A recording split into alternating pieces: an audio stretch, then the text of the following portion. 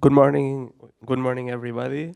Welcome to the fourth day of the VPH Summer School. I'm happy to see that most of you survived the beer tasting of yesterday.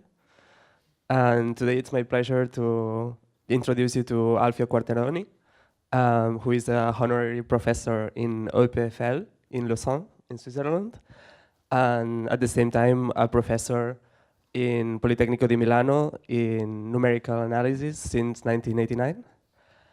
And he is a member of the Science Academy of Italy and of Europe.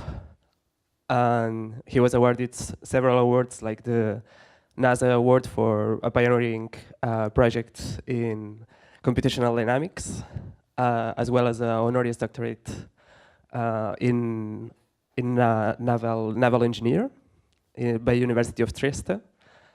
And today he will talk about numerical methods for the simulation of the heart, involving multiphysics and multiscale approach. And by multiphysics, I mean the coupling of computational dynamics, solid mechanics, and electrophysiology. So welcome, Alfio. So thank you very much. Good morning. Yeah. Oh, yeah, sure. Sorry. Okay, if you don't mind, I take off my jacket.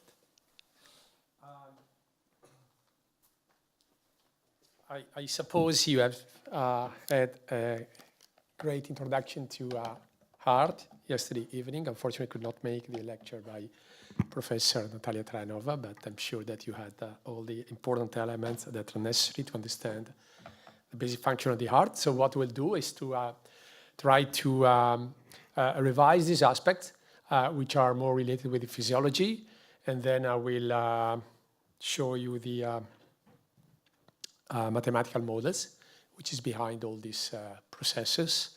And then I will focus on the numerical approximation of those equations. And eventually I will provide you some examples of, say, clinical or almost clinical applications, say. Let me first acknowledge the people who have been working on the project, and we're still working on the project.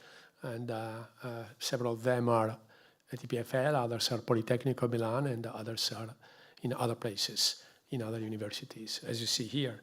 Well, this is just to remind you what is the basic mechanism.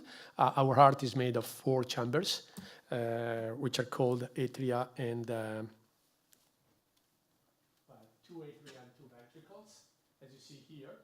So blood enters through the vena cava.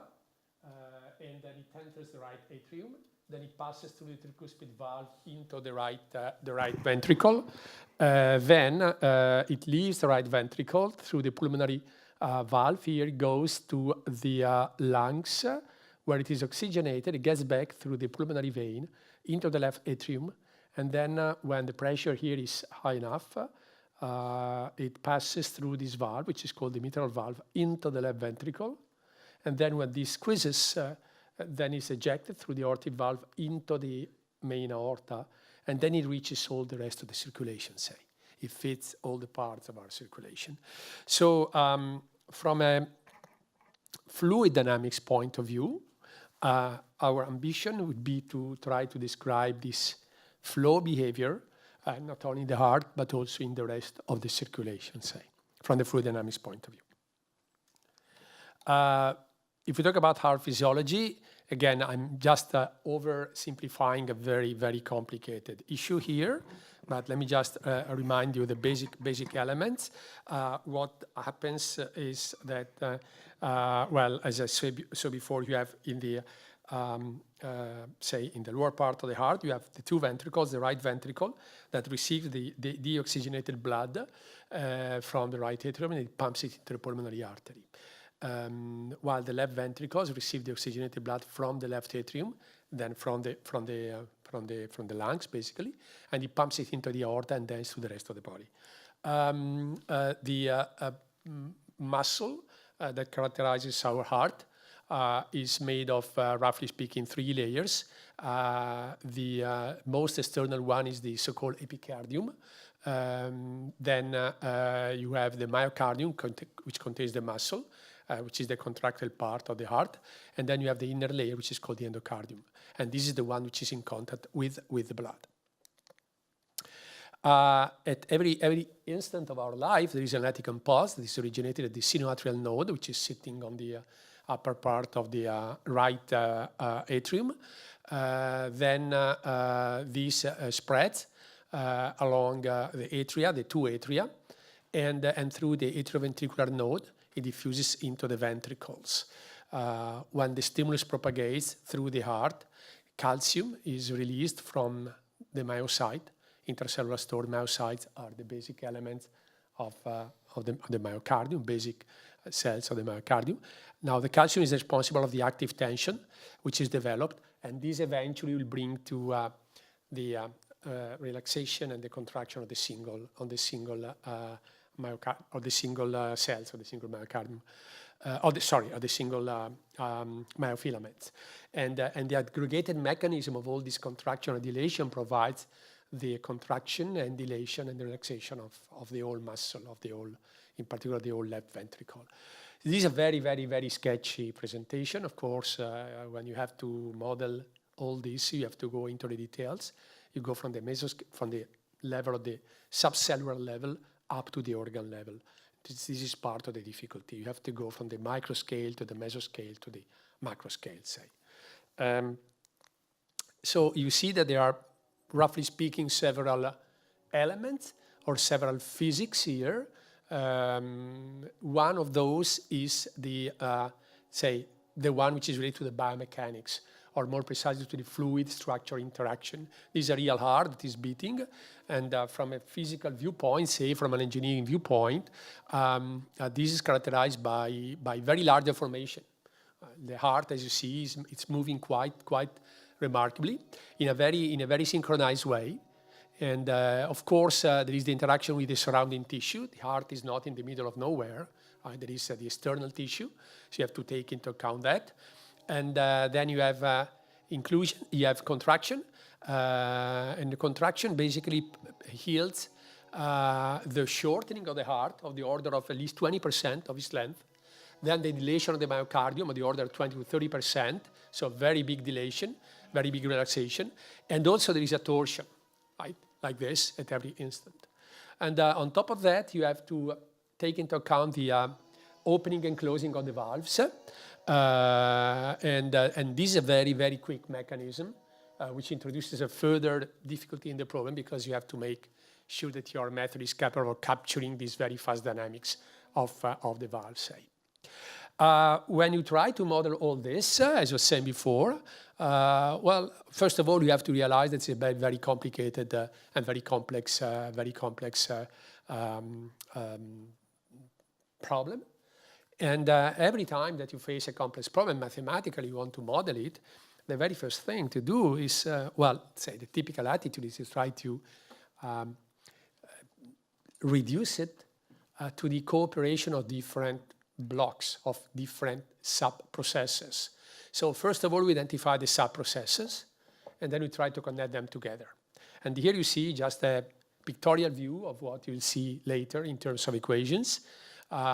You have a block which is responsible of the description of the propagation of the electric potential. Then you have another block, another submodel, say, which is responsible for the ionic activity at the cell levels. Then you have a third block, which is responsible for the formation or the activation, what is called the mechanical activation of every single myofilament. Then you have a big block, which is responsible of the mechanics of the whole myocardium. And this is based on two phases or two processes. One is called the passive mechanics. Passive means that, well, you have an object and you apply an elastic object, you apply a force to the object, and of course, this object, this structure, deforms according to the force that you have been applied. This is the passive mechanics. But this is an active structure because of the electrical potential, and then you have to account also for the active mechanics. So you have two different type of models that concur to the determination of the deformation of the whole myocardium. You see these arrows, and the arrows means basically that, see these arrows connecting the different blocks. These are the quantities that are exchanged between the blocks. Well, mathematically speaking, this should be transmission conditions, or interface conditions in case the two blocks represent two three-dimensional entities. And you see the way the quantities that are exchanged. So the electric potential model is changed. The ionic activity at the cell level is changed ionic currents with the electric potential. The electric potential passes the potential to the cell level. Then you have the calcium ions that are passed from the ionic model to the mechanical activation. And then you have the active strains you see which information passes from the active and passive mechanics to the mechanical activation, and so on and so forth. Now, you have a further block, which is fluid dynamics, because in the ventricles and in the atria, you have blood. So this is a fluid, and you need equations also for that. And then, of course, you have the valves and the rest of the circulation. So this is just a kind of sketchy or pictorial view of the whole thing, right? Now, if there are mathematicians, they know that when they solve partial differential equations or differential equation in general, they need to solve them in a domain, in a physical domain, which is called the computational domain. What is the computational domain here? You see it here on this picture, and you see the heart, and you see omega F. Omega F is it's called fluid domain. So omega F is the union of the four chambers, the two ventricles and the two atria. Here is where we solve the fluid equations. Then you have this yellow part, which is the myocardium, say, the muscle. And in the muscle, you solve both the structural mechanics for the deformation and the electrical field, say, the electrophysiology. And then you have the valves. And in the valves, if you model them as being three-dimensional objects, well, this is a further computational domain. Let me call it omega V, omega valve. And all these domains, of course, are in connection one with the other. So this is the synthetic view. Now, when you go to the details, then you have to model, right? And when you model, you have several type of differential equations that have been proposed in the literature to face the whole thing together. What you see here in number one is the electrophysiology that I was mentioning before. From the mathematical viewpoint, this is a system of nonlinear diffusion reaction equations. It's a system because if you use the bidomain, you want to reconstruct either the intracellular potential and the extracellular potential, so you have two quantities. If you use the monodomain, you have a single quantity, single potential, say. Then you have other equations like those that you have here. These are differential equations. The W point equal to RW and C point equal RC. These are ordinary differential equations that describe the dynamics at the cell level. In particular, here we have been pointing out two different variables. C, which is the calcium, say, and C dot means the time variation, the time derivative of the calcium. And W means the gate variables. Gate variable, just take the value 0, 1, 0 if the channels are closed, 1 if the channels are open, say. So this is a system that couples PDEs and ODEs. And this is the block that we called before the electrophysiology. Then for every single myofilament, you need to describe its dynamics. And the dynamics here is described through a single equation or single function, which is called gamma F. Gamma F is basically the rate of deformation of every single fiber. And still you have a first order differential equation, gamma dot F, so no PDEs here. When you go to the mechanical deformation, here you have both the passive mechanics, which is described by this classical equation, where the difficulty is in the constitutive equation that relates the stress and the strains. And then you have the active mechanics. So this is one of the most important, one of the most debated part in terms of modeling these days. Then you have the fluid dynamics. In the ventricles, for instance, we use the Navier-Stokes equations. I will say more on that later on.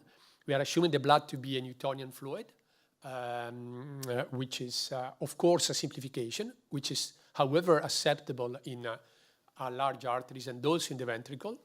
And, but is a fluid that is whose dynamics is described in a domain which is moving in time. So this creates a problem because the geometrical domain is not fixed. is the ventricle that is pumping, and therefore it deforms. And then you have several different type of models that you might be used for the valves. So you see all these systems are connected through interface conditions that are those that were described before. So this is a coupled system of nonlinear PDEs and ODEs, and should we be able to solve it, we should be able to describe the complete heart dynamics, say. Well, this is only part of the story. This is only the ventricle, one ventricle. You have to replicate this on the other ventricle, and also in the atria. So in principle, you have 4 blocks like those, right? And all are interconnected. And then they are connected with external circulation. The external circulation means that you have 2 basic components. One is the systemic circulation, and the other one is the pulmonary circulation. This is sometimes called in the medical literature the small or little circulation, and this is the large circulation. Okay? So this is just on the paper, say, potential mathematical model for the whole circulation in our body. Okay? So this is the mathematical model. Of course, there is no existence or uniqueness theorem for that. Too complicated, far too complicated. There are existence and uniqueness theories for some components of this big model, and often under conditions or assumptions that are too simple to be able to describe the actual dynamics. And still, engineers, bioengineers, physicists, mathematicians try to solve the problem. Everyone would like to touch the holy grail of solving the whole problem altogether, right? As far as I know, there is not really such endeavor that has been successful so far. So there are several groups that are working on different components, and with different level of depth, actually. And here is the situation in terms of modeling. Say. Again, I'm skipping many, many details, and the details are hidden in many different, you see, constitutive equations or a better representation of the material behavior. These are the purple variable, the purple description that you find here. So this provides further complexity to the whole picture. But those are necessary because you want to make sure that you are dealing with blood and not with water, with a myocardium and not with an elastic, an arbitrary elastic rubber material, say, and so on and so forth. Okay, I think that when you aim at solving this problem, the very first thing is to try to, well, now you have a model, and the model should be fed by data, right? And should be able to provide answers, results. So you have this big black box, which is the model, and then you need data, first of all.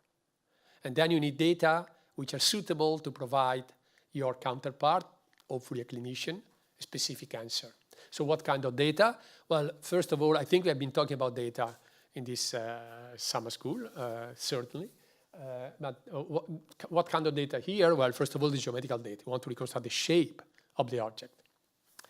And there are several ways, and this is one very simple, but of course I'm sure that yesterday you have seen very much deeper and more sophisticated approaches. So this is a way to reconstruct the shape of the ventricle at a given time.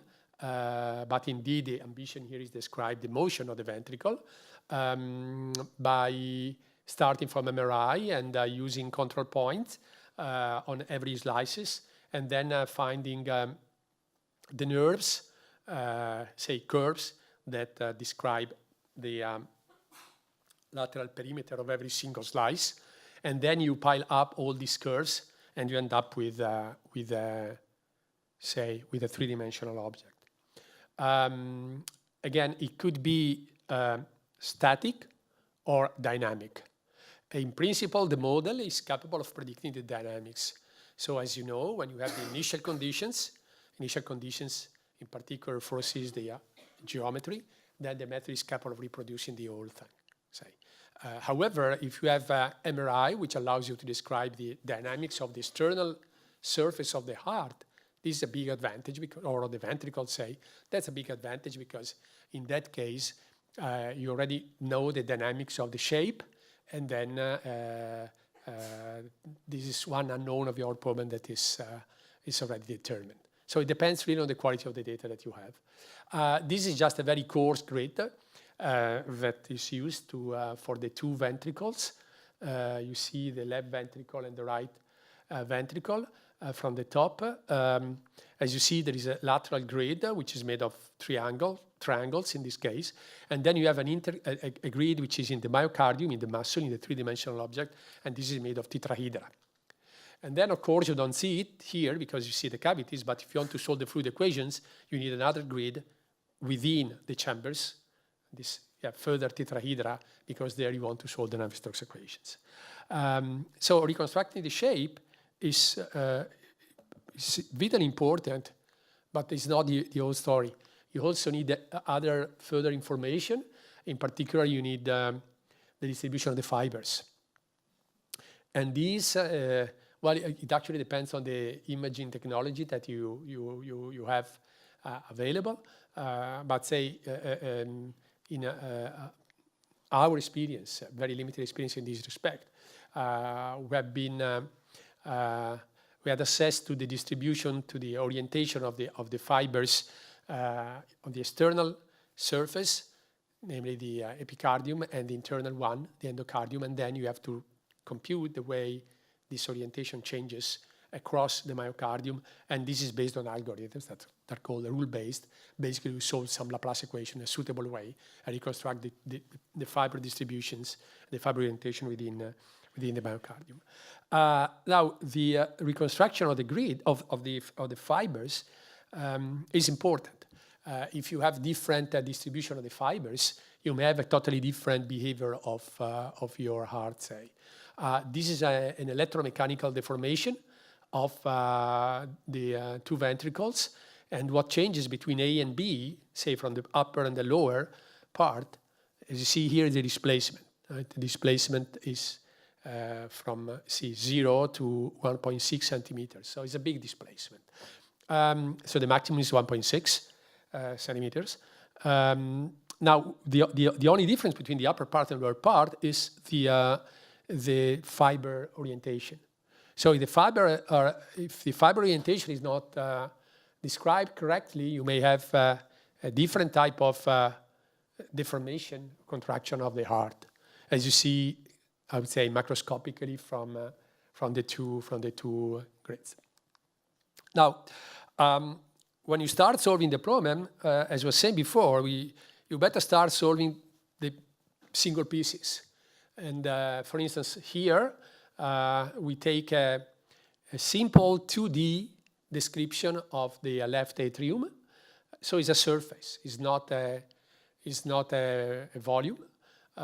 This is, say, partially motivated by the fact that atrium, the atrium is much thinner than the ventricles. But of course, you can use two-dimensional models for the atrium as well. This is a two-dimensional model, it's a surface model, and we're using isogeometric analysis for those who know what it is, isogeometric analysis. This is an approximation which is a bit more, say, sophisticated or precise than finite elements because it's based on high-order methods, and actually it's based on the same shape function that characterize the geometry. So whenever the geometry is very relevant, of course, it's better to use polynomials of high degree instead of the simple triangles as in finite elements to describe the geometry, and then use the same polynomial approximation, polynomial shape functions for the approximate variables. So here is just a very simple case, kind of academic example, where you see the way the electric potential propagates in an healthy context on a surface which represents the left ventricle, the left atrium, sorry. And the holes that you see here, and up there are the pulmonary veins that feed the atrium with oxygenated blood. This is an example where we try to connect together the two atria, the left and the right, and this is the fibrous distribution, which is obtained by an average of the distribution of the fiber within the thickness of the surface.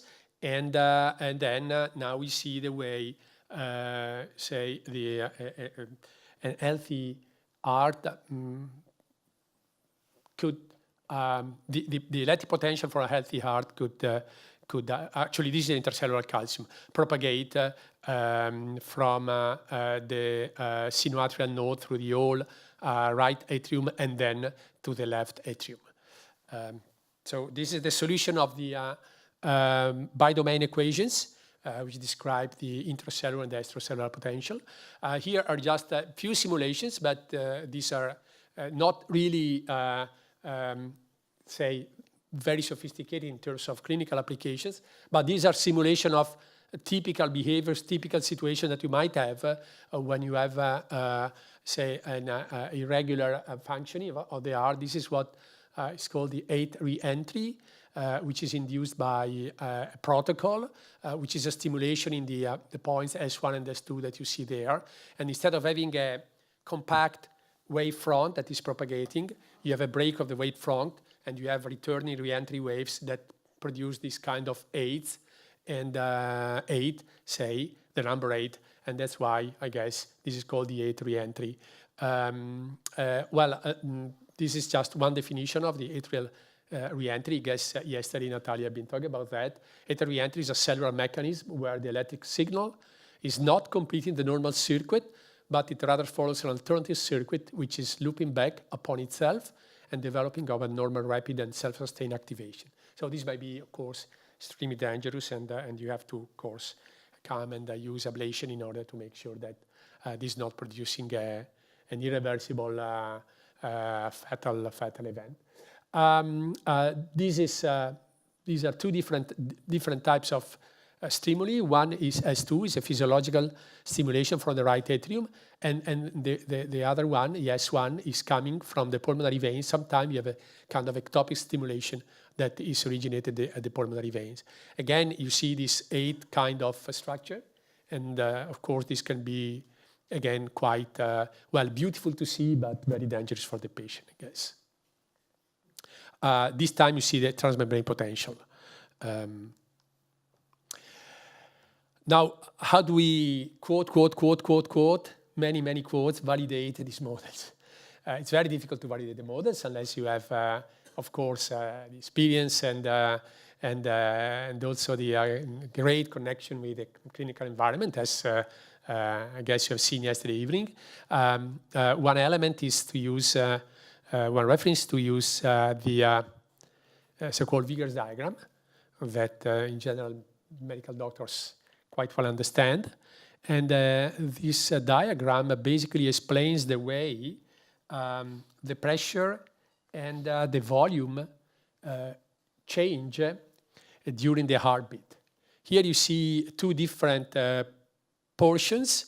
On the left hand, you see the right heart, and on the right hand, you see the left heart. Okay, it's a bit strange, but this is the way you look at the heart, right? What is on the right is the left, and vice versa. So what you see here, you see the curves. In the lower part, you see the ventricular volume, so the volume of the ventricle during the different phases of the heartbeat. And you see in the upper part, you see the pressure in the aorta, the pressure in the left atrium, and the pressure in the left ventricle. These are reference values or average values of the pressure during time. Of course, it's very difficult to communicate with doctors if you start with PDEs, but if you talk about functions that change in time, this is somehow more easy to be identified and to be and to be agreed on. So this is the way the basic curves in our, say, physiological behavior, the physiological behavior of the heart behave. And there is another element that's pretty much well understood by doctors, and this is what they call the PV loop, which is you see on the lower part of this picture. The PV loop is this function actually is a graph, because a function that now returns on itself because of the periodicity, which describe the pressure in terms of the volume of the ventricle, for instance. So it's a closed curve. What you see here is a healthy behavior of a heart, so the PV loop corresponding to a healthy behavior. And there are different points which can be easily recognized by the doctors. In particular, we see the point 3 where the aortic valve is closing, and this defines a tangent, which is called the ESPVR. ESPVR is the end systolic pressure-volume relationship, and you have similar type of, say, quantities that are spotted by looking at specific time instant of the circulation, say. Now, why am I showing this? Because if you now run your code and you produce results, you like to see, for instance, to which extent the PV loop is matched with which accuracy, for instance. So this is a kind of macroscopic validation, at least in terms of the fluid dynamics or the fluid mechanics, because you also consider the contraction of the heart. So this is a ventricle that is obtained by imaging. So it's a real ventricle, the left ventricle. And here is simulation of a heartbeat. So again, we are solving the electromechanics.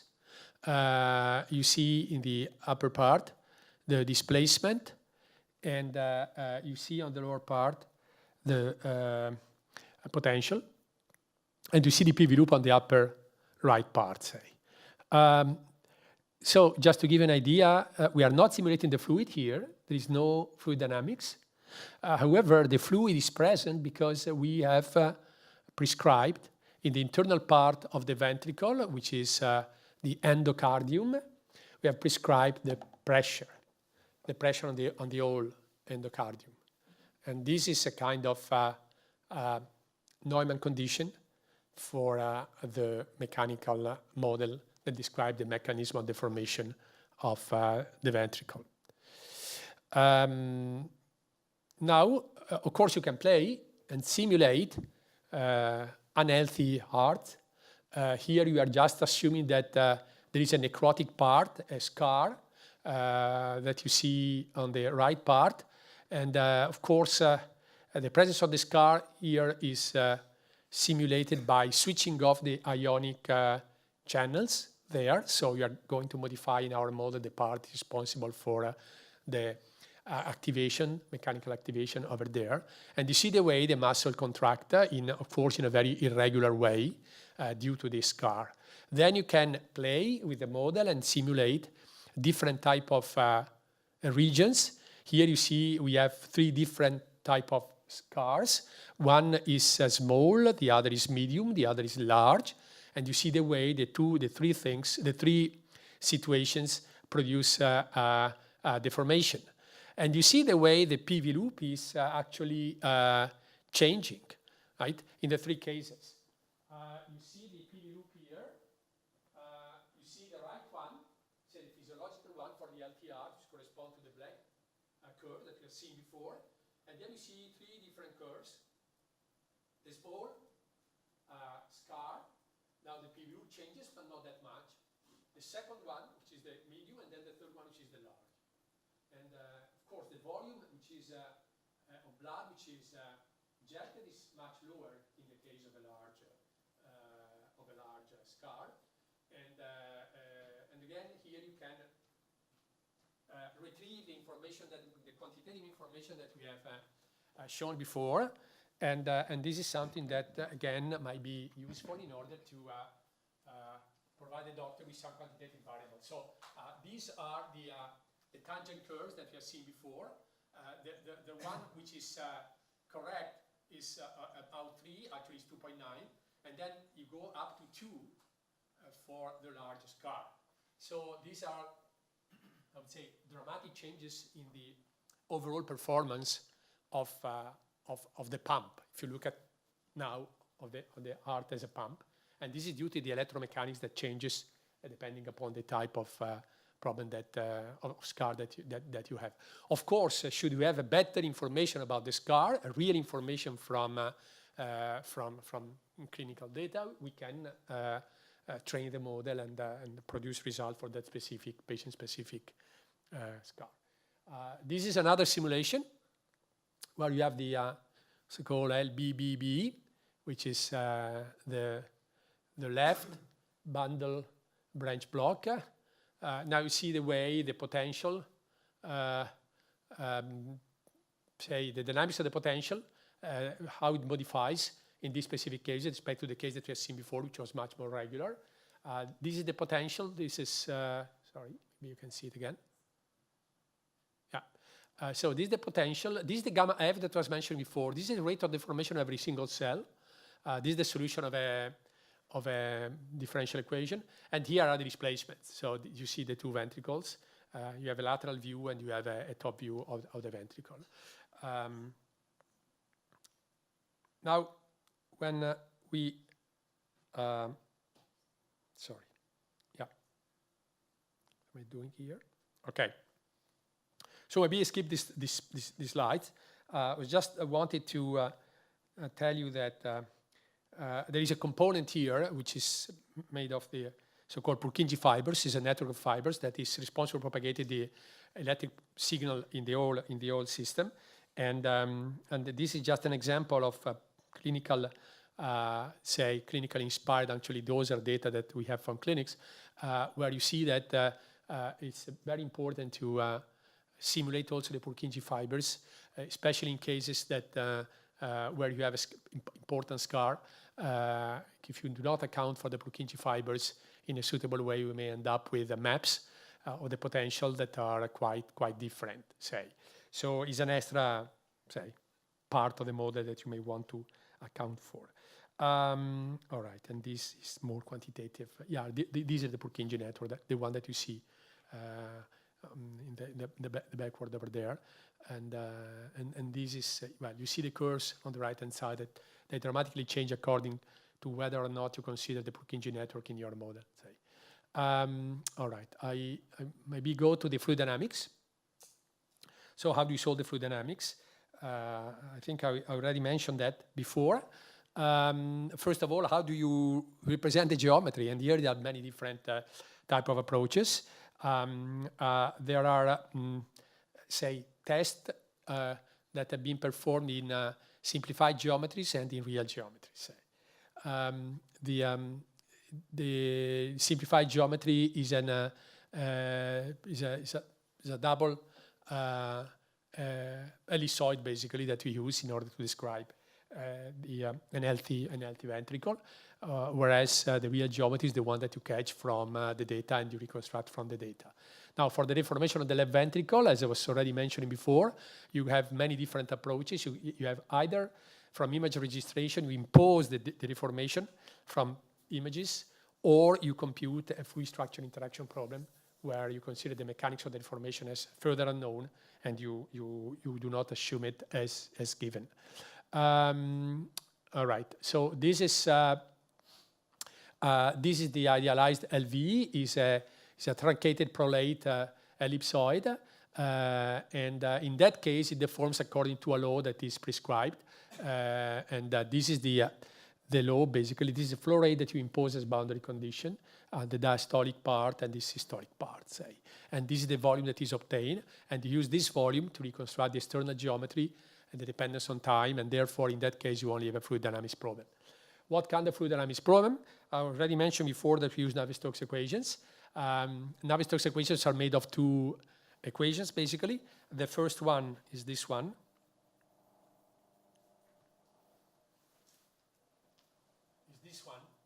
This is the momentum equation. P is the pressure, U is the velocity, and here we have an extra term which is U hat. What is U hat? U hat is the rate of change of the volume occupied by the fluid, because it's not an Navier-Stokes equation, it's in a fixed domain, it's in a moving domain. And this is a further unknown that you have to reconstruct. And the second equation is that the divergence should be equal to 0, meaning that you have a continuity. Well, this is called the continuity equation, meaning that you have a conservation of mass. So the first one is the conservation of the linear momentum. The second one is the conservation of mass.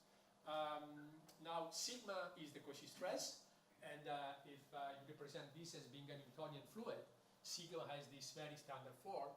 Is 2 over the Reynolds number times the strain tensor minus the pressures.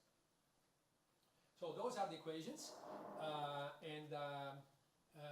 What about the boundary conditions? Well, if you look at the ventricle, you have valves on the top. You have 2 valves, basically. And then, of course, you have the interaction with the external environment, namely the atrium and the septum. Now, the valves can be simulated in many different ways. Perhaps the simpler way, if you are only interested in the fluid component, not on the stresses that are acting on the valve themselves, the simplest way is to consider valves through suitable boundary conditions. So you use boundary conditions that depend on the problem itself, and then with these boundary conditions, you solve your fluid problem. You are not simulating the valve mechanics. You're just simulating the opening and closing on the valves, right? And basically what you're doing here is assuming that on a suitable common plane, you project the two valves, the aortic and the mitral. When you project it on the common place, they overlap. Of course, in nature they do not overlap, but they project on the common plane, they overlap. And then either one is open and the other is closed, or the other way around. And this opening and closing mechanism is described through boundary conditions that are of nonlinear type. This is then the very first approach. And the boundary conditions as valve surrogate. The second approach is you describe the valve, you can describe the dynamics of the valve through geometric modeling. And here you can use the immerse method, particularly the immerse boundary method by Charles Peskin, very, very classical today, or many other immerse methods that have been proposed later. Or we use level set methods. And we use two level set to describe the upper part of the valve or the lower part of the valve. So here you just describe the geometrical dynamics. Again, you do not care about the forces and stresses within the valve. And third, and I would say brute force model, is that you consider valves as real objects, could be two-dimensional or three-dimensional. If they are two-dimensional, you use shell. If they are three-dimensional, you use mechanical models in 3D. And in that case, you have a further component in your model that participate in the whole thing. So this is just the description of what is happening when you, in the very first case, when you use valve as boundary conditions. I mean, when you simulate valve as boundary conditions. You have a boundary condition that takes the form which is a bit strange, or say more complicated than the usual one. And this is this minus phi times n is the normal direction, plus gamma. Gamma is a function that you have to prescribe, time u is the velocity field, p is the pressure, and this is equal to g plus gamma times g, little g. And phi is what is called the total momentum flux. This function here is the total momentum flux, and g takes into account the flow rate on the valves. So basically what you are doing here is that you are describing two regimes. When this gamma tends to infinity, then this gives you u equal to g, in particular u equal to 0, no velocity through the valves, which means valve closed. When gamma tends to 0, this means minus phi equal to g, capital G, and this is a Neumann condition, and this means basically valves open. So this value of gamma depends, gamma times u, say, it changes in time and the space, and it is capable of reproducing the dynamics of the valve in terms of their opening or closing, say. So these are boundary conditions. In that case, valves are not physical objects, they are just boundary conditions. What you see here is a picture, is a simulation of the fluid within the left heart. So in the upper part, you see the atrium with the 4 pulmonary veins. Here you see the valve. When it's black, it means that it's closed. There is no passage of fluid. Otherwise, there is a passage of fluid. And here, this is the mitral valve, right? And what you see here is the, you see now, the aortic valve, this one. So we are simulating 5 seconds of real time. And here you are prescribing the motion of the external surface, and we are solving the Navier-Stokes equations in these 2 compartments, and we account for the blood coming through the pulmonary veins, and we solve the whole problem together, say. Now, there is always a debate on whether or not blood in the ventricles is turbulent? Is this flow field turbulent? Well, perhaps there's not a clear conclusion. In the healthy case, my personal impression is that it is not really turbulent, but it's very transient. So it's in a constant transition between being laminar and being turbulent. There's not enough time for the fluid, for the turbulence to develop, and not enough space because of the periodicity of the heartbeat and because of the fact that you have, of course, this ventricle that is contracting. But what you can do is to reconstruct the coherent structures, as you see here, and this is an healthy heart, and these are the coherent structure. This is the Q criterium that I'm going to show you in a little while, and this is obtained in this way. Q is 1/2 the modulus of omega square minus the modulus of S square. Omega and S are the anti-symmetric and the symmetric part of the velocity gradient. So when you project this Q, you have indeed an idea of the way the big structure behaves and the coherent structures are forming and then are dissipating in the heart. There is a vortex formation during the E wave. There are always small structures that are present in the atrium, and then big structures in the ventricle, mainly between diastole. Of course, between the systole, the flow is a kind of jet, so there's not that much that happens in that case in terms of fluid, but the complication arises in terms of fluid dynamics during the diastole. All right, so this is the formation of the big structure that I've seen before. What you typically do is to compute the phase average velocity and the root mean square.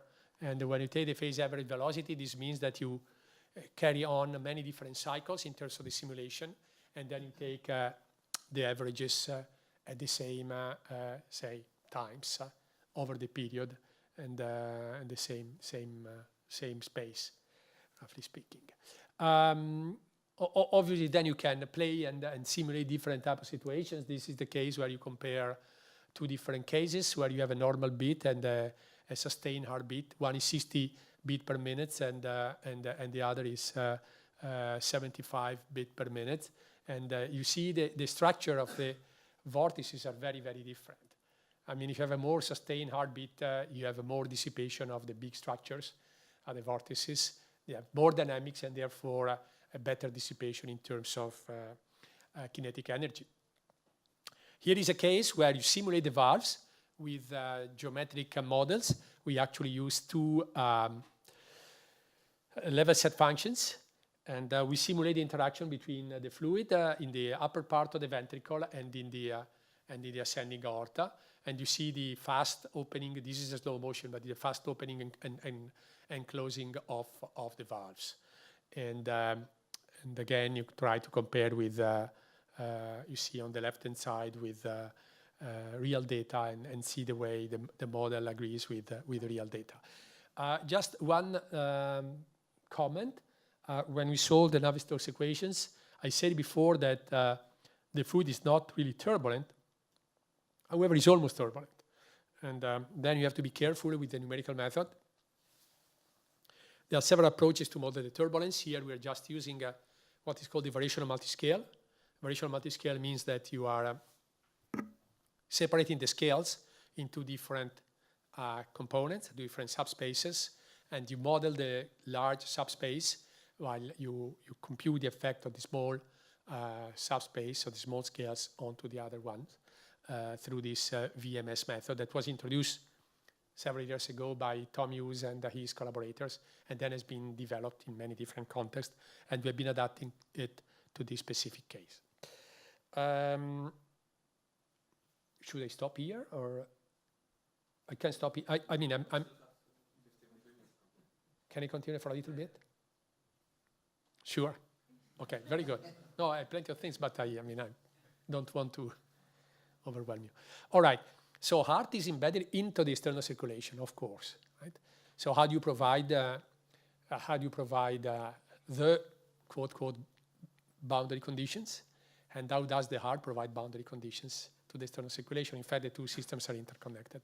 And indeed, we started long ago to simulate the external circulation. So before the heart, we started with the heart quite recently, but with the external circulation, we started many years ago. And of course, again, we started from very simple conceptual elements. So this, for instance, is a carotid artery. You know, we have two carotid arteries in our neck, and they bifurcate, as you see here, at more or less at this level, and in two branches. You have an internal branch, which is called ICA, internal carotid artery, which brings blood to the brain. And then you have another one which brings blood basically to our facial muscles. Now, this is an healthy artery. You see the way blood and the fluid and the structure interact one another. Very roughly speaking, at every heartbeat, you have this pressure wave that transfer energy to the wall. The wall deforms, and then during the diastolic phase, the wall returns the energy that has accumulated before to the fluid. And this creates this virtuous mechanism or virtuous train of pressure waves that propagate. What you see here, the colors refer to the intensity of the velocity field. So red is highest, blue is smallest, and then you have arrows. The arrows are the velocity vectors. Right? Okay, so this is an healthy carotid artery, but we know that this is a very preferential site for the development of plaque, and that's why it's so well studied. Now, from the mathematical perspective, we are dealing with, so this is most part of the school, right? This is a kind of elementary introduction to the modeling for this specific case, but which is also used then for the ventricle. We are using the so-called ALE representation. What does that mean? Well, it means that if you have a fluid, typically use the Eulerian approach to describe a fluid, the motion of a fluid. The Eulerian approach means that you're just fixing a window of interest, very specific environment, and you see the fluid passing through that window, and you just care about what happens in that window. This is the Eulerian. When you have a solid, you typically use the Lagrangian approach. Lagrangian means that you have a reference, so you have a reference rubber here, and you want to see the way it deforms. This is the reference domain, and then you have a deformation, and you follow the trajectory of every single particle. Right? Now here we have fluid and the solid at the same time, because you have the fluid inside the artery, right? And then you have the solid here. And more than that, you have a boundary which is not really a boundary, because when you see this is a two-dimensional section of an arc. Okay? When you see the way it deforms, well, it deforms in this way. So the one here is a physical boundary, but this one is not a physical boundary. This is a mathematical boundary. We just chop the domain because we want to solve the problem in a given domain, right? As you have seen before in that truncated carotid artery. So what we do here is to reconstruct at any given time a map that we call AT, this depends on time, that goes from the reference domain to the computational domain. And this is the domain where we want to solve the problem. Again, computational domain is made of vertical sections which are given, and then these lateral sections that are deforming. So this map is called the arbitrary Lagrangian Eulerian. Why is it Lagrangian Eulerian? Because you have a component which is Eulerian, the fluid, and the component which is Lagrangian. Why is it arbitrary? Because in fact what we need at any given time is to reconstruct the volume occupied by the fluid, which is the lumen. And to reconstruct this, we have to reconstruct the grid, the finite element grid, for instance. And to reconstruct this, what we need is just the Dirichlet condition, this part here and that part. So once you know the deformation of the wall, you can reconstruct in many different ways, in infinitely many different ways. That's why it is arbitrary, the form of the volume. And this is why you have in the Navier-Stokes equation this extra term that I showed before I call it U bar or U hat, and this W is the time derivative of the ALE map. So you compute the ALE map You compute the time derivative, and then you have the time derivative that enters here. It's a kind of additional velocity that we have in your Navier-Stokes equations.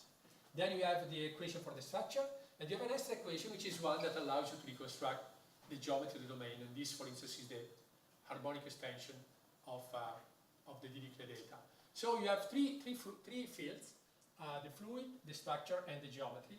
And of course, you have topic conditions, which are kinematic, dynamic, and adherence conditions. So this is what is called the fluid structure interaction problem. Multiphysics in the sense that you have two different types of physics in this specific case. You may have more, as you have seen in the case of the heart. One very critical ingredient here is the way you model the structure. And it depends on the type of structure. If it's an healthy artery, if it is an unhealthy artery, if it is the myocardium, if it is the atrium, then of course you may use different type of models.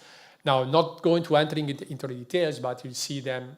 I will leave of course the video, and you will see the presentation. You can retrieve the details here. But if you are interested, I can give you the references to find every detail.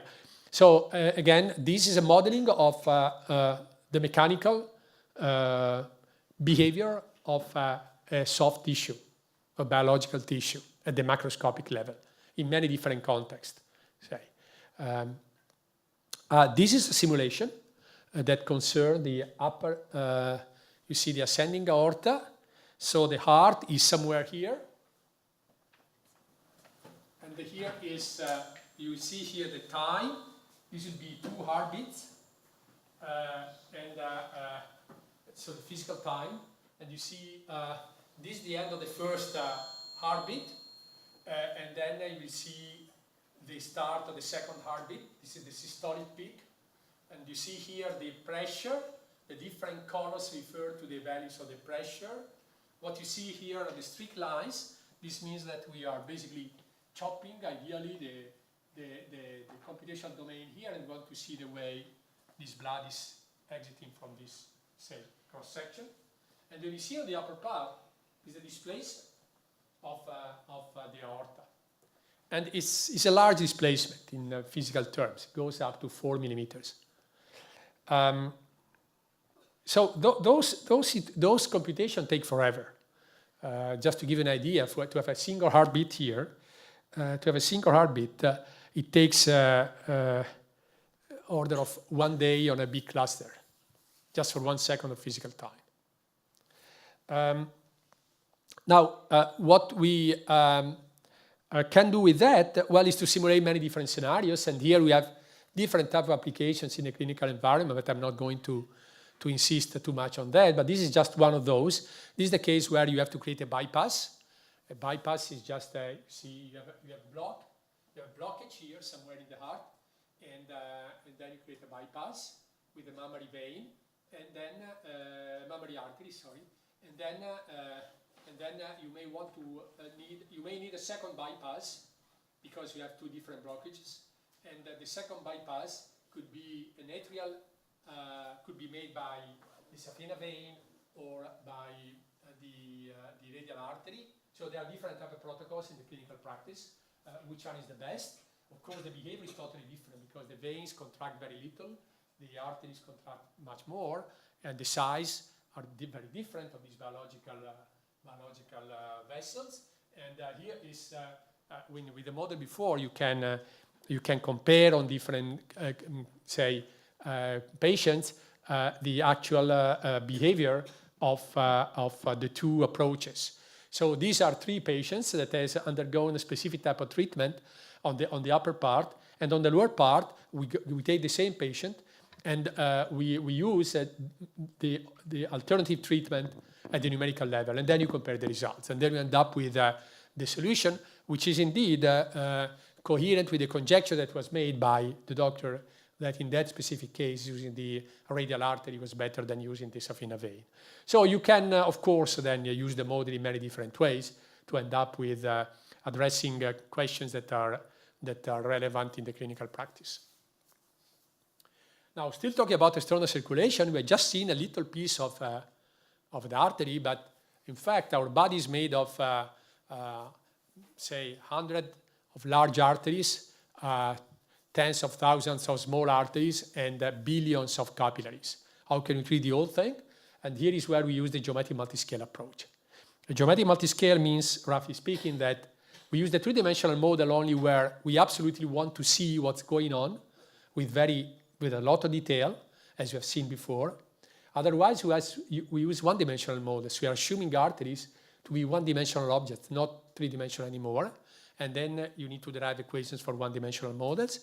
And at the end, we are at the level of capillaries, which are the gray, you'll see the gray parts here. Not even the one dimension is affordable. And then you have to go to the zero dimensional. Zero dimensional means that we use the analogy of the electrical circuits. So we don't have space variation anymore, just have time variation. And how do you couple all those things together? You have to start from first of all, the 3D fluid and structure interaction problem to derive the one-dimensional model, which are nothing but the Euler equations of gas dynamics. And then when you go to the zero-dimensional, you derive system of electrical circuits. And basically, the analogy of electrical circuits is that what is the voltage in the electrical circuit? Here is the pressure. What is the current there? Here is the flow rate. What is the resistance? Here is the blood viscosity. The inductance is the blood inertia. And the capacitance is wall compliance.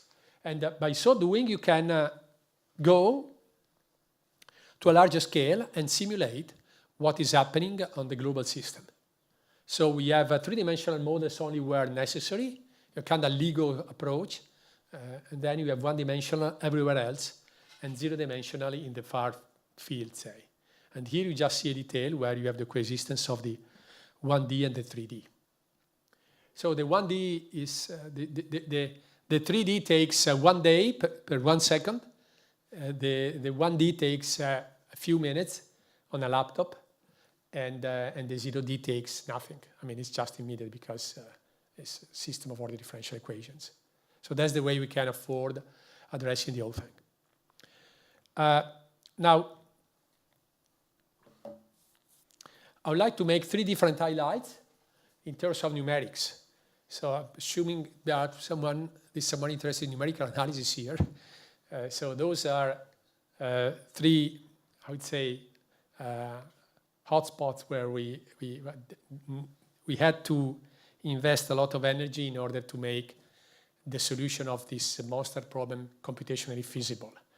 And one has to see with the non-conformal approximation, and this has to see with the geometry. The second one with parallel preconditioners, because you have to solve this problem on a big supercomputers and you need to develop scalable preconditioners. And the third one is operator splitting. Operator splitting means that when you solve the problem of multiphysics with many different physics inside, are you allowed to separate the different physics? Because this would oversimplify and over-reduce the complexity. Let me just mention the first one without giving any specific details. But what we typically have to face is a problem like this. This is just the ascending aorta, and you have a grid for the lumen and a grid for the vessel wall. And very often those grids are obtained from medical images and by elaborating medical images. And those grids do not, they are not coherent.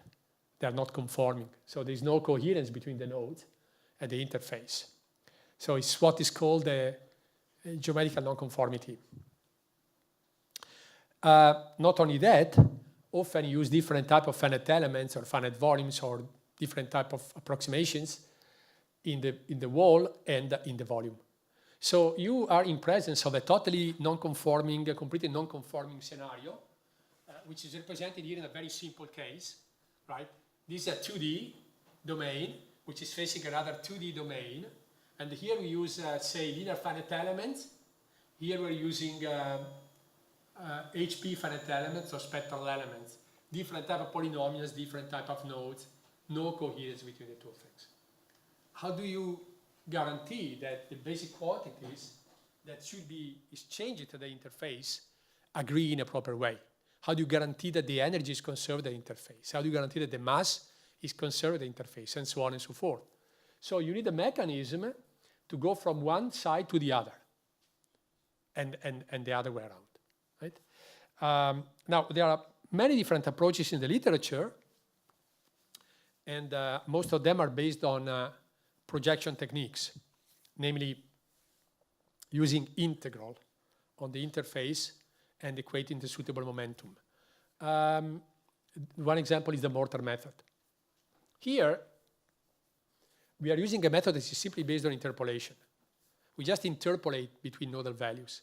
When you go from left to right, and when you go from right to left. We need two different interpolant operators that are suitable to reproduce what is happening at the interface.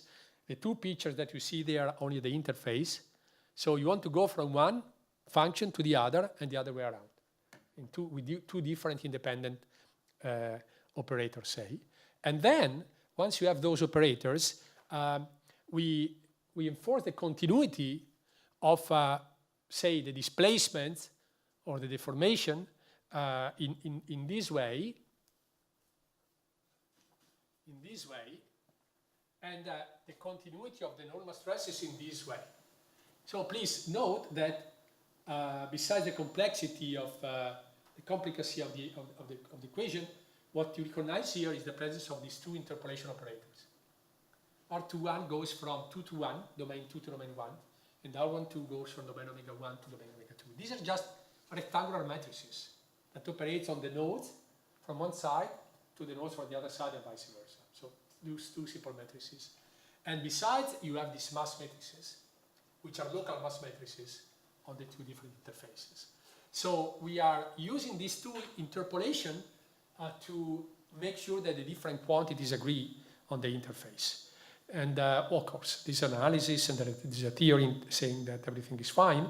And here is just an example where you have a completely different type of approximation on the left-hand side. And on the right-hand side, you see the isolines.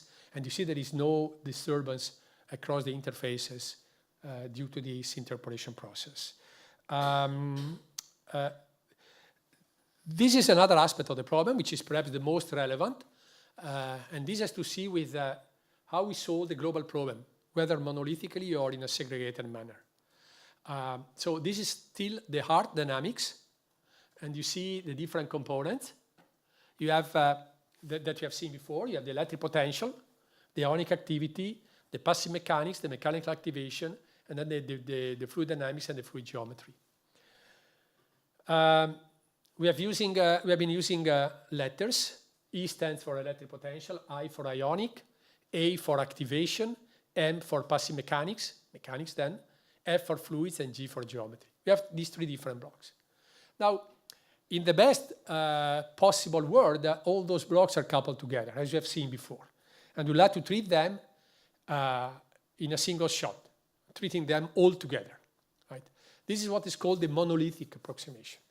We have this big system of nonlinear equations after we have discretized in time and space, and you have a monster system that you want to solve it in a single shot. So typically what you do is to develop suitable parallel preconditioners, and then you use Krylov iterations, conjugate gradient or GMRS, and you solve the system. So this is the brute force approach, monolithic.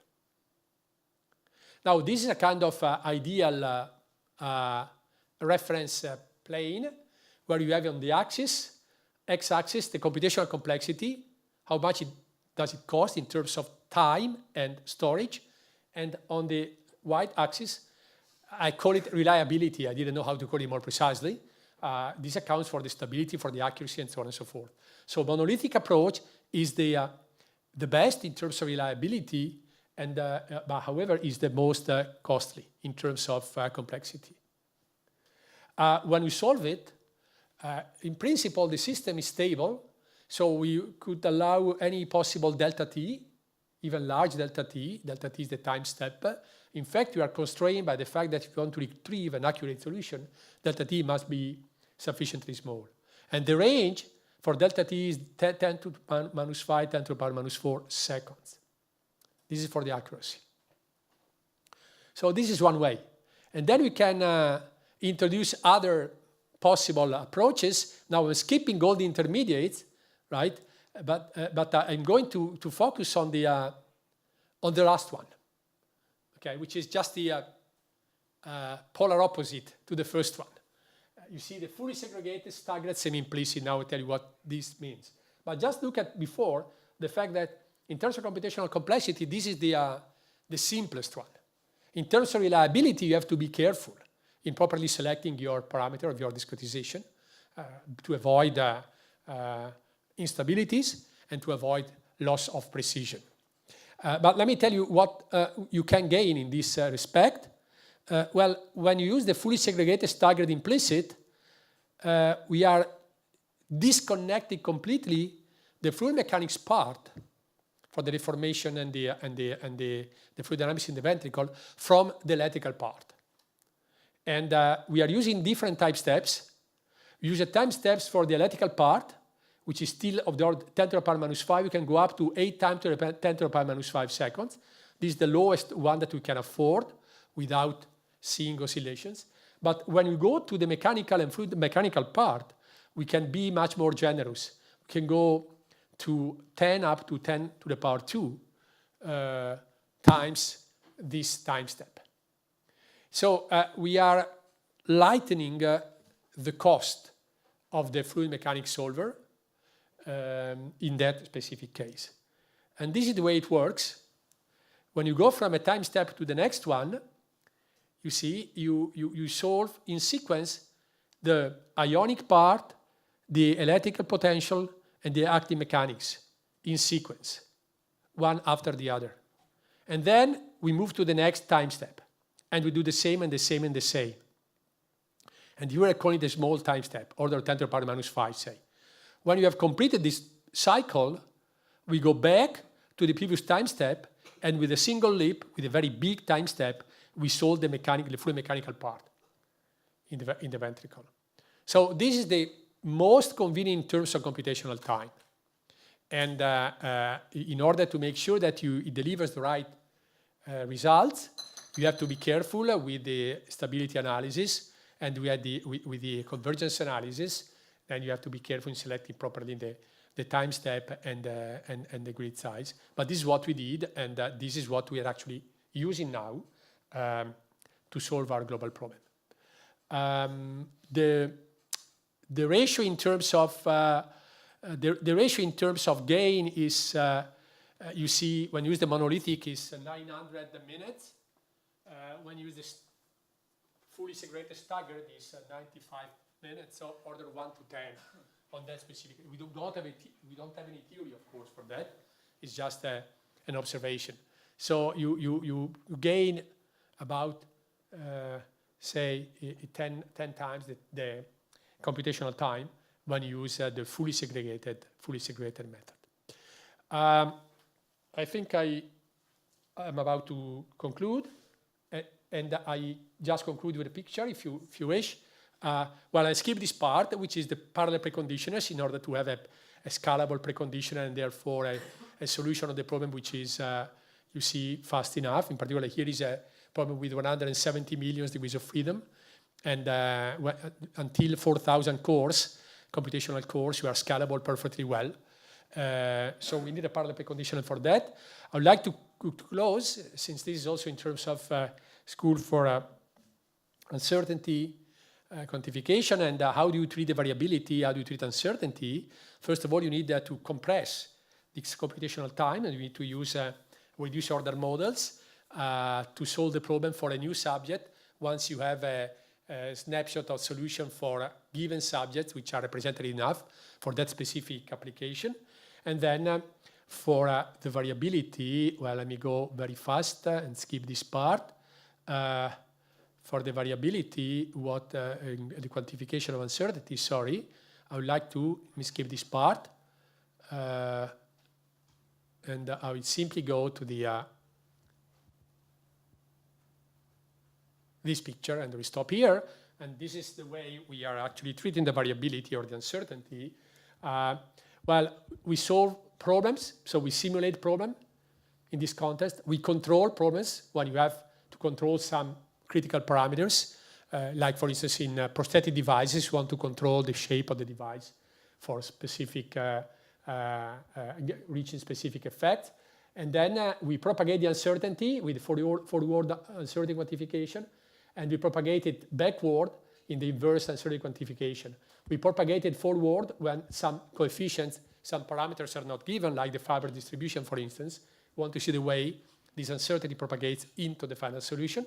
But we also use it in the inverse case when we observe something, we measure quantities, and we know that the measures or the observation is affected by uncertainty, and we want to retrieve the way this uncertainty, to compute the way this uncertainty pulls back on some quantities like the conducibility or the elastic moduli of the material and so on and so forth. So this is the type of environment that we are, say, methodological environment we are following, and the aim is to be able to treat those complex problems in faster ways. This is computational reduction, and also to allow for the treatment of variability by taking into account the uncertainty and also the variability with the techniques that are based on either Monte Carlo or Kalman filters and so on and so forth. Thank you very much.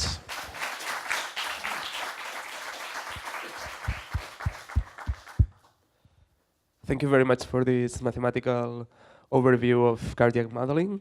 Do you have any questions? Well, thank you very much for the great talk. It's a curiosity. So about the electromechanical model, so when you have the mechanics coupled with diffusion of the electrical signal, so I guess so you solve your diffusion equations by using finite differences in the space domain. And so I'm wondering whether you have numerical instabilities, so coming from this calculation of the finite differences in the space domain, so coupled with, of course, a variation of space domain with mechanical deformations, and if yes, whether there is an interference with the decision you have to take on the mesh size. Well, we use finite elements, but these are detail instead of finite differences. So everything is based on finite elements or an isogeometric analysis. But yes, of course, you have to be careful when you address this type of coupling between, say, the reaction diffusion system, which is the one behind the monodomain or the bidomain, and the system of ordered differential equations, which is at the ionic level. There are many different ways in the literature, many different approaches to avoid instabilities or to reduce the splitting error, because you can solve it monolithically, and this is what we do. The very first step, we solve it monolithically. Everything is coupled together with no separation, so no interferences.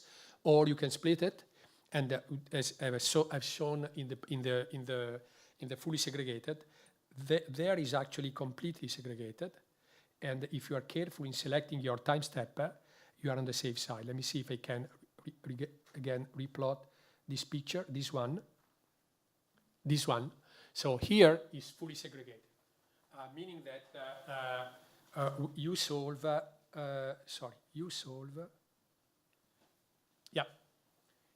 separately. So the ionic first, the electrophysiology then, and then the activation, mechanical activation. And this is stable, provided your delta T is small enough.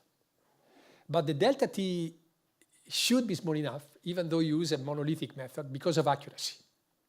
So even if you use a fully coupled method and delta T is not small enough, you see oscillations. So you cannot reconstruct your solution in an accurate way. So what we like to say is that somehow paradoxically here, the fact that you are forced to use delta T so small for accuracy purposes makes you more keen to use segregated methods, because the stability restriction that would come from segregated method is not more severe in general than the one that is induced by the accuracy.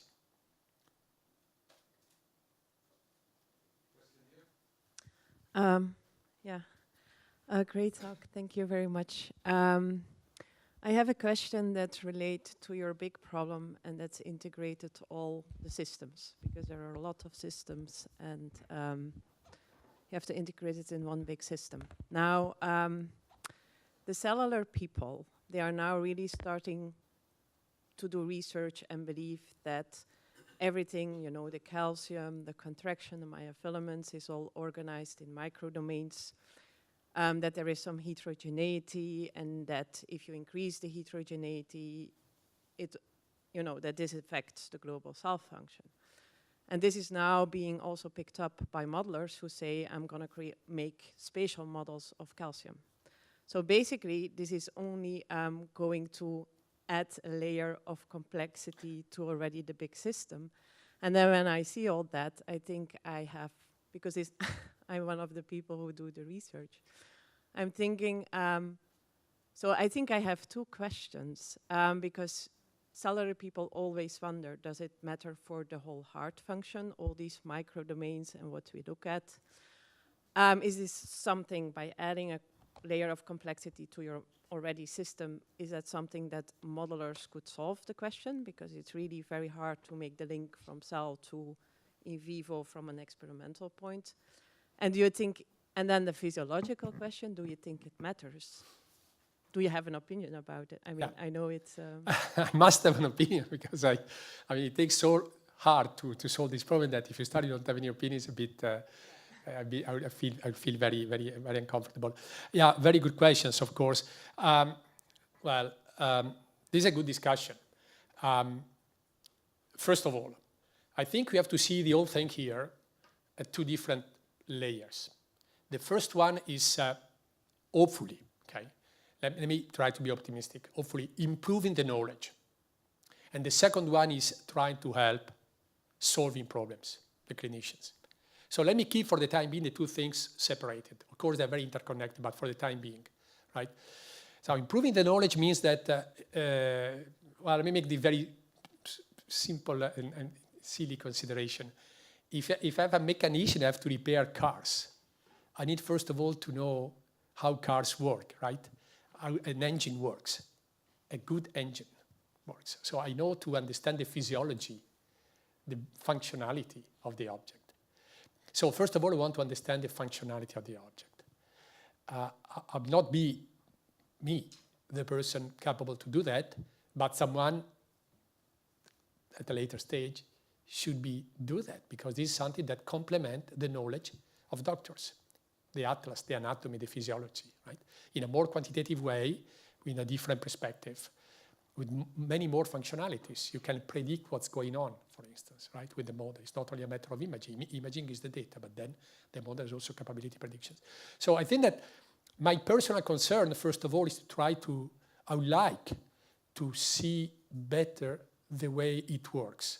And this is the physiological heart, say. And secondly, I would like to be able to use this big monster to address specific questions. Now, when you have to address specific questions, the big monster might be, first of all, not necessarily necessary, the whole thing. So you have to specialize in some specific context, right? And on the other side, it might be even too complex. Let me make an example. I've shown how to discriminate between two different types of bypasses. This is a practical question. I could mention several ones, right? Different ones. For that, the electrophysiology does not have any role, right? This is just a matter of fluid mechanics and the interaction with the wall. You're just changing the hydraulic circuit, and you want to see the way these two different hydraulic circuits react and how much blood they can provide to the infarcted region, and so on and so forth. So this means that when I take the whole model, I just freeze n-2 components and just use those that are responsible for the fluid dynamics and the structural mechanics. If I want to see disturbances on the atrium, electrical disturbances on the atrium, the fluid dynamics does not play any role, basically, unless you want to see the role of the auricle,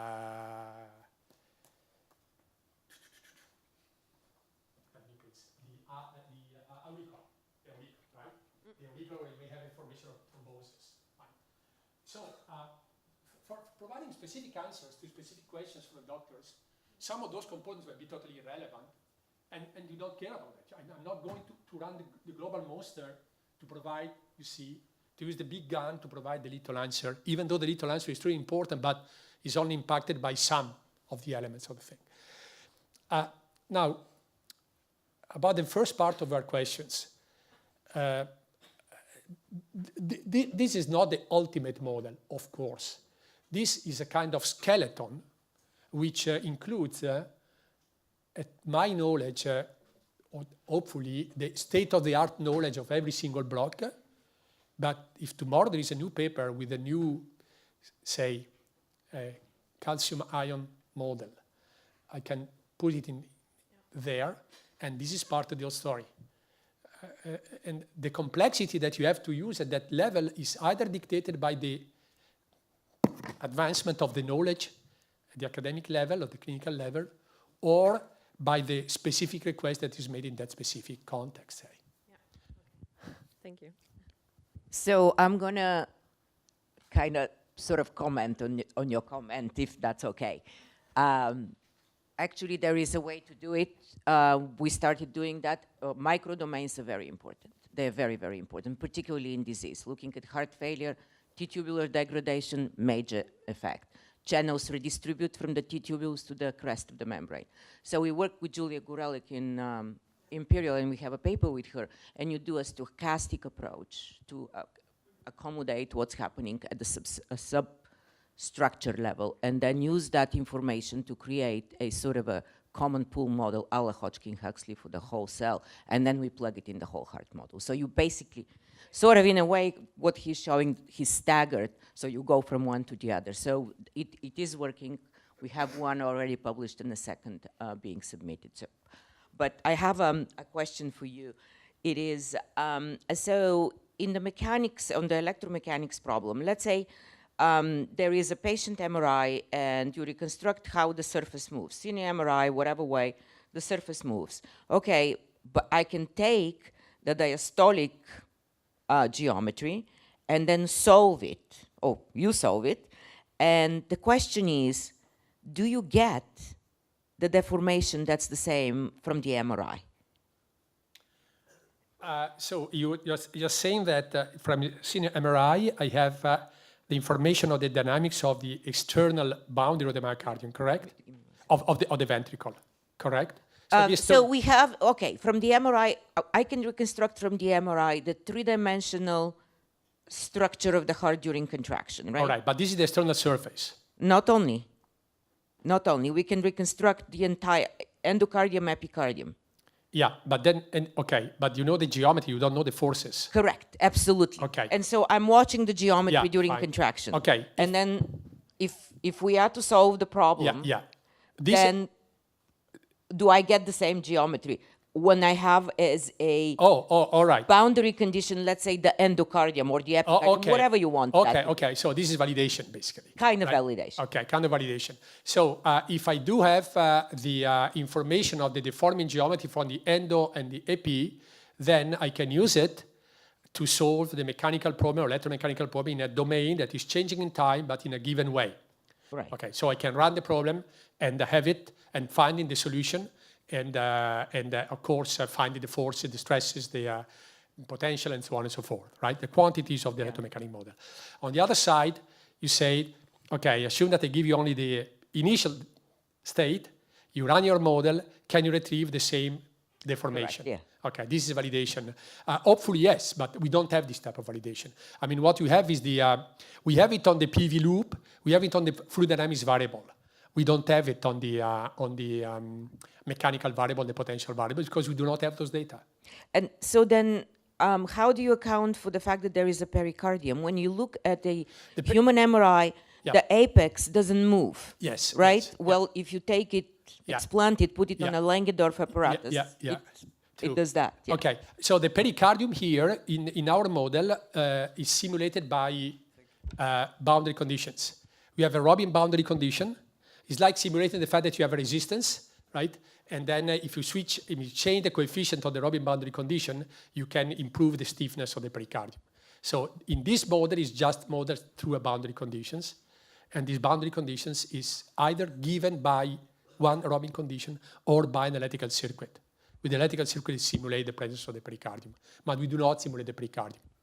But I think this is exactly what you're doing, is touching the holy grail in cardiac mechanics to get a realistic normal beat. And up to now, in all my career, I haven't seen any realistic beat yet. And you come very, very close. I'm actually happy to see it. But still, your apex is going up which in reality it doesn't. So, no, it doesn't. Yeah, So, okay. This absolutely correct. Every time we talk with doctors, not with scientists. The doctors, they say, well, come on, the apex is not moving, right? Some scientists say it's good to know. No, no doubt about that. But this is the first, how to say, the first test with the doctors that this is wrong because you're moving your stuff. exactly. This is not that dramatic in the sense that, you know, this in mechanical sense, you have to put some point, anchor your stuff to some points, and you can do that. We have examples where you anchor this to a specific point, it does not move. Well, it is crucial if you couple the atria and the ventricles, because the ventricular shortening fills the atria. True. So in that sense, it's like, True. it's always the discussion, but I think at some point we should try to get to a realistic one. But the question is to find out which are the problems. Why don't we get it? So that's still an unanswered question for me in some ways. Now, my question now is, are you really sure that it does not move at all? Very much. Very But much. yeah. Data from Well, the thing is, maybe one of the things, and maybe I think this is a crucial point, is because most modelers, they start from an MRI segmentation, which is mostly done from short axis, on which you don't see the apex. Plus also on MRI, and especially if you only take the endocardial border of course moves up. And the special thing is, with MRI segmentation, you have the problem of the trabeculations, which close during systole. So we actually have no good segmentation at this point in vivo that gives you all the details, because we just can't image in some way. And for example, what you see also is like, when you take your geometry, it has the same thickness everywhere. It's not the case. The apex is much thinner in reality. You see that from morphology. And that's the problem from using MRI images with all its shortcomings to start with. Maybe for some things, ultrasound is better. When you look at the deformation and the displacements, ultrasound is better, but it's not ideal neither. So the thing is, we start from very non-ideal data, and we have to go towards something like this. So. But this, I would say, is something intrinsic to the development of the knowledge, right? No, exactly. I mean, in 5 years, we'll have better models. Exactly. Geometrical models will use them. So we need to find out what to change, what to do. And I think we're, in the last 5 years, there has been dramatic improvements, I think. Any other questions? Yeah, and I mean, thank you very much. And in fact, you've shown how the community is advancing now, being possible to have all these multiphysics problems coupled, really, strongly coupled. But then just imagine that a clinician that is well connected worldwide say, look, I really would like to get access to this technology, be involved with these scientists working on this. Nowadays, you have a lot of different groups doing this. And I think it's related to one of the things you've mentioned at the beginning, that there is not real collaboration as a community. Everyone is developing their own solvers. There is no kind of common strategy to put things together. And it's really nice that some of these solvers are starting to be open source, like yours. But nowadays, you could get this one, you could get carb, you could get software, you could get continuity. What do we do? I mean, it's not obvious for people joining to the community to decide which one to use. And to me, I have the impression that there is not an effort like the Physium, CellML thing is that we're from the beginning trying to put things together and reuse things and not work in parallel, redeveloping the wheel in parallel by different groups.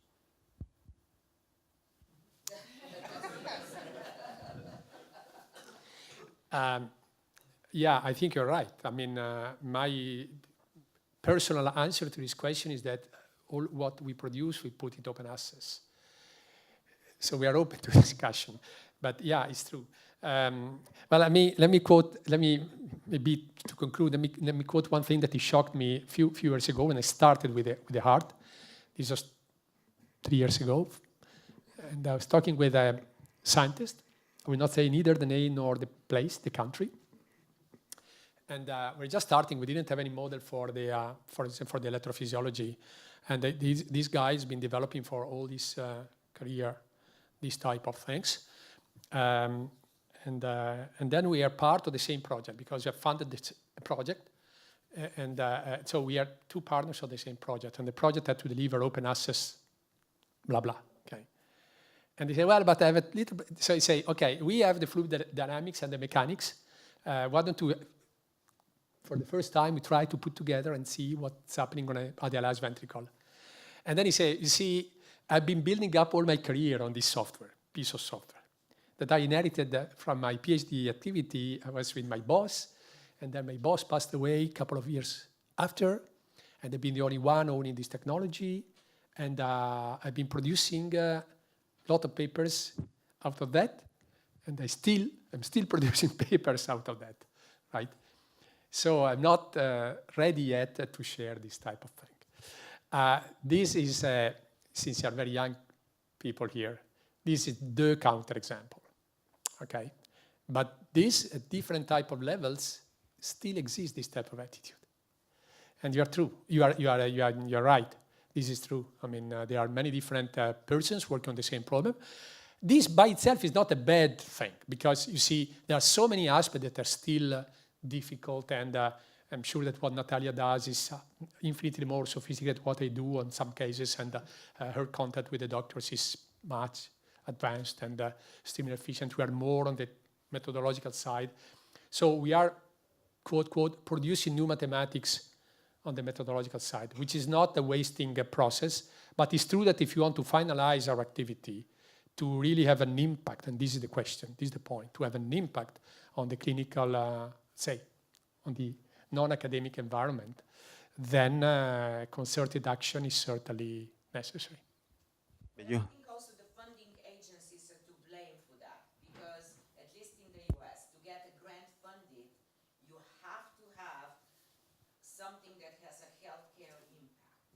And they don't care where the tools come from, right? It can be anything. They do not provide money to support an activity that would benefit society in that respect. It's just no money. If I say I want to hire a student to make this, whatever we do open source or create a database for the models that we are doing, NIH doesn't like to provide money for that. You know, in Europe it's different, the way sometimes they provide for that. But if you want to have a healthcare grant from the NIH, there is no money for that. So in a way that channels the way science is done, which makes me very unhappy. I would like to have both, right? It's just reality, dealing with reality. And it starts from us, but it also starts with the publishing, and it starts with the funding agency. It has to be a concerted effort. Neither in Europe, by the way. It's just that they exactly. everything you do has to be open access, but you cannot spend And there's commercial interests and things like that, and the problem is not solved yet, so everybody starts in a different way. So this is probably a minority. You know, I would like to never be coming up with new tools. I would like that everything is available, and we just pull things, and then I can do my clinical work. But reality is reality, right? Well, it's an extremely interesting discussion, but coffee is waiting, unfortunately, and we can discuss further there. Thank you very much. Thank you.